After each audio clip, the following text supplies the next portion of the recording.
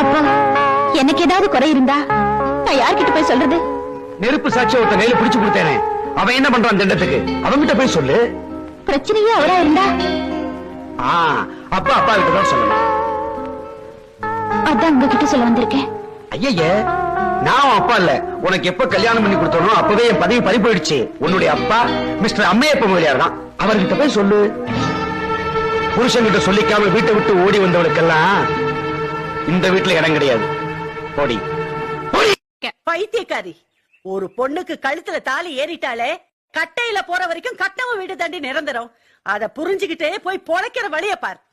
நான் அங்க போக மாட்டேன். இங்க இருக்கிறதுக்கு நான் ஒத்துக்க மாட்டேன். அப்ப என்ன எங்க போ சொல்ற? செத்து போடி.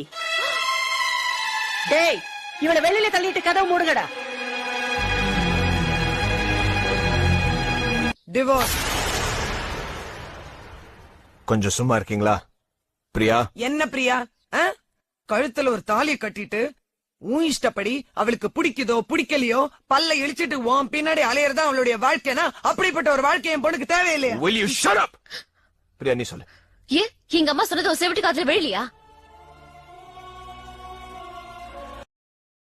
Download ShareChat.